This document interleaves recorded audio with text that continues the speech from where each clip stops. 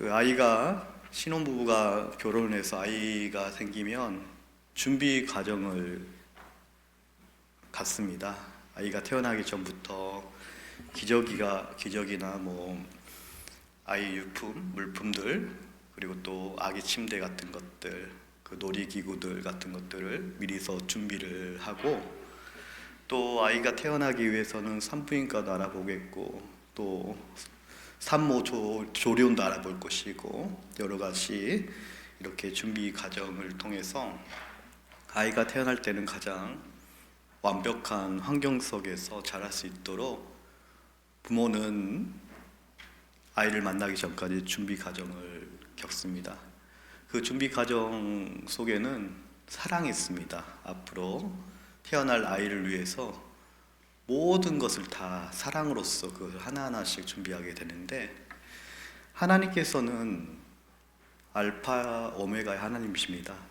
하나님께서는 이 세상을 다 창조하시고 마지막에 인간을 창조하시게 되는데, 저는 이 말씀을 볼 때마다 하나님께서는 사람이 태어나기 전, 사람이 생활할 수 있게끔 모든 것을 다 준비하시고 모든 것을 다 계획하시는 하나님 모습을 저는 창세기 읽을 때마다 느낍니다. 하나님께서는 사람이 먹을 거, 입을 거, 살아갈 것 다 에덴 동산에 준비를 다 해놓고 마지막에 인간을 창조하시고 인간이 살아갈 수 있게끔 준비를 하십니다. 이러한 하나님의 사랑, 바로 이 성경 전체에 바로 하나님의 사랑의 내용이 담겨져 있습니다. 하나님께서는 아브라함을 통해서, 또 이삭을 통해서, 야곱을 통해서 끊임없이 너의 후손들은 축복을 받을 것이고 너희와 함께 할 것이다. 또 다윗 왕이 태어날 것이다. 다윗 왕이 태어나서부터도 다윗과 함께 하나님의 놀라운 계획을 하나씩 밝히십니다. 다윗이 죽고 나중에 여러 왕들이 나오지만 그들은 신앙생활 잘 하지 못했습니다. 그럴 때마다 이스라엘 백성들이 하나님을 떠나려고 할 때마다 선지자를 통해서 하나님께서는 끊임없이 나는 너희와 함께 할 것이다. 너희가 앞으로 장차 메시아가 올 것이다 라는 그러한 말씀을 끊임없이 하십니다. 이 말씀을 볼 때마다 느끼는 것은 하나님은 끊임없이 인간을 향하여 잔소리를 하십니다. 잔소리를 한다는 것은 부모가 자식에게 훈계하는 것입니다. 저도 2명의 아들이 있지만 이제 아이들이 커서 그런지 좀 더 활발해졌습니다. 높은 곳에 막 올라가고 천문관대에 매달립니다. 그러면 방치하면 어떻게 되겠습니까? 다칩니다. 100% 다칩니다. 그러면 부모 입장에서 그 아이가 위험한 행동을 하지 않도록 막습니다. 근데 이게 사랑이 없을까요? 때로는 통제가 안 될 때는 엉덩이를 손으로 때린 적도 있습니다. 사랑이 없어서 때렸을까요? 아이를 보호하기 위해서 때린 것입니다. 성경에 보면 인간은 끊임없이 하나님으로부터 멀어지려고 합니다. 죄성인 것 같아요. 아담과 하와의 그런 선악 사건을 통해서 인간에게는 죄가 들어왔고, 죄라는 것은 하나님으로부터 멀어지게 하는 그런 경향성이 있는 것 같습니다. 그래서 그런지 사람은 끊임없이 성경의 역사를 봐도 하나님으로부터 멀어지려고 하고 실제로 멀어졌습니다. 그러면 하나님은 어떻게 반응하십니까? 그냥 둡니까? 방치합니까? 관심이 없으십니까? 때로는 조용하게 잠잠할 때 있었지만 성경 처음부터 끝까지 보면 다시 하나님께서 이스라엘 백성들에게 나타나시고 말씀을 하시고, 때로는 선지자를 통해서 계속 끊임없이 말씀하십니다. 그 말씀의 주제가 뭡니까? 나와 함께 하라, 나에게 돌아와라, 이렇게 말씀을 하시는 것을 성경을 통해 볼 수가 있습니다. 이렇게 하나님께서는 인간을 너무나 사랑하십니다. 그리고 2000년 전에 이 땅에 예수님을 보내주셨습니다. 인간의 스스로 죄를 해결할 수가 없습니다. 우리가 죄에서 구원받을 수 있는 방법이 성경에서 말을 하고 있는데 무엇입니까? 뭐든지 예수님을 통해서 하나님을 만날 수 있고, 예수님을 통해서 구원을 얻을 수 있고, 예수님을 통해서 천국에 갈 수가 있습니다. 여기서 예수님은 성경에서 말하기를 본인의 아들이다 이렇게 이야기를 하고 있는데, 한번 저는 이 말씀에 대해서 생각을 해보았습니다. 만일 내가 누군가를 살리기 위해서 나의 사랑하는 아들을 죽음의 길인 줄 알면서도 보내겠다? 여러분들 그런 선택하시겠습니까? 다른 사람 살리기 위해서 여러분의 친아들을 사지로 몰겠습니까? 그런 부모가 어디 있습니까? 근데 우리 하나님께서는 인간을 너무나 사랑하기 때문에 자신의 가장 소중한 것을 내어드렸습니다. 그게 바로 우리 예수님이세요. 예수님께서는 우리의 진리이십니다. 예수님께서 있기 때문에 우리는 천국에 갈 수가 있습니다. 예수님께서는 이 땅에 오셔서 우리 인간을 대신해서 십자가를 지셨습니다. 그 십자가 사건으로 말미암아 우리는 구원이라는 선물을 얻었습니다. 그리고 죽으셨고 부활하셨습니다. 부활하실 때 성경에서는 예수님께서 마지막에 담보한 말씀이 어떤 말씀입니까? 복음을 전하라, 제자를 삼으라. 유대야, 사마리아 땅끝까지 이르러 복음의 증인이 되라 라고 말씀하십니다. 오늘 말씀에서 성령과 신부가 말하기를, 바로 성령과 신부는 누구인가? 바로 교회입니다. 예수님을 믿는 우리입니다. 예수를 믿는 우리, 바로 우리 교회가 해야 될 거룩한 사명은 무엇이 되겠습니까? 예수님의 복음을 전하는 것입니다. 예수님의 말씀을 선포하는 것입니다. 예수님의 그러한 진리를 세상의 사람들에게 알려주는 것입니다. 그리고 나도 당연히 예수님과 함께 천국 가겠지만 예수를 모르는 사람들도 천국으로 인도하는 것이 교회의 사명입니다. 우리의 사명입니다. 근데 그 사명 감당하지 않으면 어떻게 되겠습니까?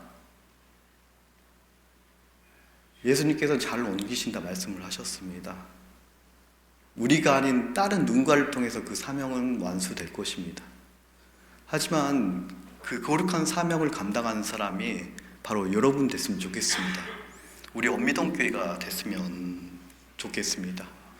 우리 하나님 말씀은 이 두루마기, 이 하나님 말씀은 너무나 소중하고 너무나 진리이고, 특히 요한계시록 이 마지막에 하나님 말씀 끝까지 이렇게 제시하는 것은 하나님께서 지금까지 성경을 통해서 말씀하신 내용들은 이루어진다는 것이고, 또 하나님 말씀을 잘못 전달하면 어떻게 되냐? 그건 하나님께서 가장 싫어하는 것이고, 하나님 말씀을 내 생각으로 첨가하는 것은 그건 하나님께서 가장 안타깝게 생각하는 부분이다 이렇게 말을 하고 있어요. 요한계시록 자체는 하나님께서 마지막에 말씀하시는 소중한 말씀이니, 하나님께서는 이 요한계시록을 통해서 진리를 선포하고 있는 것이죠. 어떤 진리입니까? 예수님은 다시 이 땅에 오실 것이다. 예수님께서 이 땅에 오신다는데, 예수님께서는 종말에 대해 말씀하셨습니다. 예수님이 다시 오실 그때를 아는 사람은 누구라고 말씀하고 있습니까? 아무도 모른다고 말씀하십니다. 그거를 아는 사람은 오직 하나님밖에 없다 이렇게 말씀을 하십니다. 근데 여러분들 주변에 보면 많은 이단들이 날짜를 계산을 하죠. 뭔가 성경적인 근거를 대고 계산을 합니다.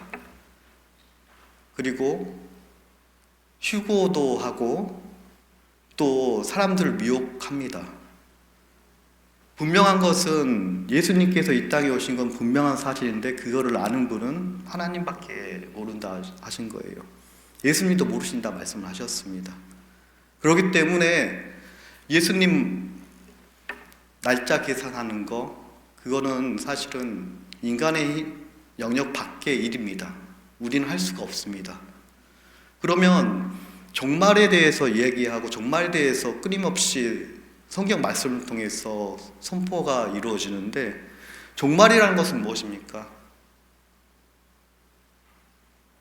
끝을 말하는 것입니다. 하지만 요한계시록에서 말하는 이 종말은 어떤 종말입니까? 요한계시록 자체는 이스라엘 백성들, 예수를 믿는 사람들이 고난을 받고 있었습니다. 로마 당국으로부터 엄청난 시련과 아픔을 당하고 있었습니다. 예수 믿는다는 것 때문에 직장생활도 못했습니다. 예수 믿는다는 이유 때문에 처형을 당했습니다. 예수를 믿는다는 이유 때문에 사람으로부터 무시를 당했습니다.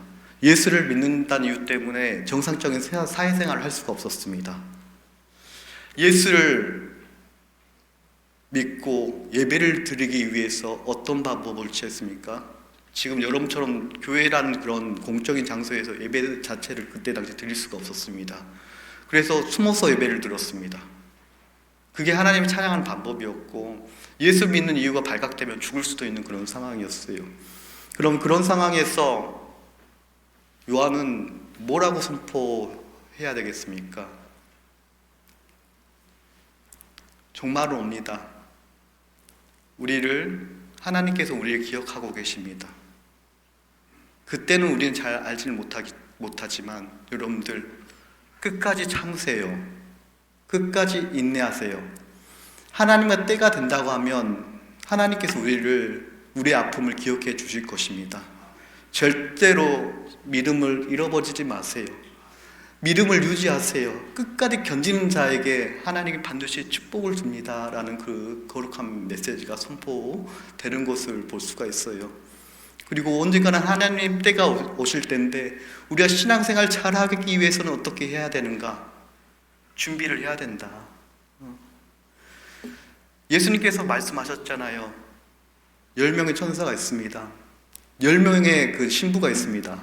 5명의 신부는 미리 그 불이 꺼지지 않도록 기름을 다 준비를 해 놓았어요.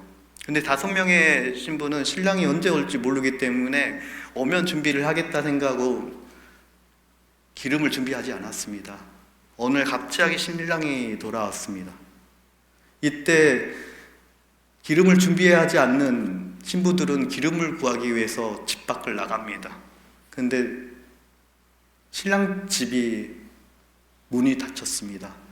기름을 구하러 나갔던 신부들은 기름을 구하지 못하고 또 신랑도 만나지도 못했습니다. 하지만 기름을 준비한 신부들은 예수님을 만나면서 예수님과 함께 궁궐 같은 집에서 예수님과 행복한 시간을 보내게 됩니다.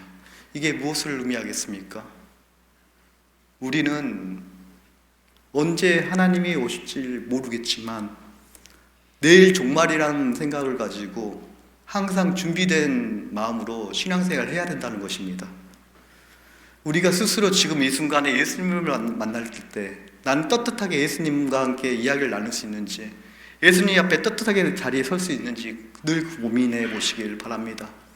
바로 이러한 준비된 모습들, 이게 바로 요한계시록에서 말하고 있는 종말입니다. 우리는 종말적인 그러한 신앙관을 가져야 합니다. 하지만 많은 사람들이 이러한 생각을 안 할 때가 참 많이 있습니다. 창세기에 보면 롯의 사회들이 등장합니다. 소돔 고모라 섬이 불길로서 완전히 초토화되었습니다. 그 소식을 미리 알고 있었습니다. 하지만 롯의 사회들은 소돔 고모라 섬이 멸망한다는 소식을 들었지만 그들은 반응하지 않았습니다. 말 같은 소리 하지 마십시오. 무슨 성이 멸망당합니까? 근데 그 성은 멸망당하게 됩니다. 여기에 말하는 것은 준비되지 않는 사람들, 하나님의 그 멸망에 대해서 전혀 관심이 없는 사람들은 어떤 결말을 맞이한가를 볼 수가 있습니다. 여러분들 항상 준비된 마음으로 살아가시기를 바랍니다. 항상 내 마음속에 항상 하나님께서 나와 함께 하신다, 하나님께서 나와 함께 할 때에 나는 살 수 있다는 마음가짐으로 사시길 바랍니다. 여러분들 종말이라는 것은 사실 두려움을 나타냅니다. 왜요? 끝이고 또 죽음을 의미하기 때문입니다. 하지만 우리가 신앙을 가진 이유가 뭡니까? 예수 믿고 천국 가기 위해 신앙을 가진 것입니다. 우리 기독교인에 있어서 죽음은 사실은 종말은 두려움이 아닙니다. 예수님과 만남의 축복의 시간입니다. 마치 사랑하는 사람들이 서로 만나서 결혼식과 같은 것입니다. 그렇기 때문에 우리는 이 두려움에 대해서, 종말에 대해서 너무 두렵다는 그런 마음보다도 예수님을 만나기 위해서 내가 어떻게 노력하며 살아가는가가 더 중요하다고 저는 생각을 합니다. 저는 여러분들이 항상 종말적인 신앙을 가지고 살아갈 때에 진정한 기쁨의 환희에 하나님의 아들, 자녀다운 신앙생활을 할 수 있다고 저는 믿습니다. 그러한 신앙으로 살아가시길 바랍니다. 여러분들, 우리가 숨을 쉴 때 숨을 많이 쉬기 위해서는 안에 있는 폐에 있는 공기를 다 밖으로 빼야 됩니다. 그리고 들숨 날숨을 할 때 다시 숨이 깨끗한 숨이 폐로 들어가게 되어 있습니다. 마찬가지입니다. 우리가 살 수 있는 방법은 하나님을 내 안에 모시고 살아가는 거예요. 내 안에 하나님이 없으면 살아갈 수 없다는 생각을 가지고 살아가는 것입니다. 여러분들 항상 하나님의 그러한 영적인 민감성을 가지고 살아가시기를 바랍니다. 영적인 민감성이 회복될 때에 우리는 진정한 아름다운 신앙인이 될 수가 있다고 저는 믿습니다. 여러분들, 우리 하나님께서는 여러분들 너무나 사랑하고 계십니다. 어떤 재미난 분이 이런 이야기를 하신 적이 있었습니다. 여러분들, 만일 직장이에요. 직업이에요. 근데 이 직업은 어떤 직업이냐? 일을 해도 돈을 안 줘요. 그리고 잠자고 싶을 때 마음대로 잠을 잘 수가 없어요. 항상 희생만 해야 돼요. 이런 직업이 있다고 하는데 이 직업은 어떤 직업일까요?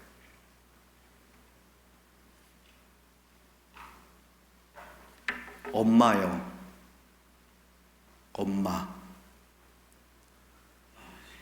아이가 태어나니까 아이만 생각합니다. 나는 잠이 못 자도 아이를 위해서 희생을 합니다.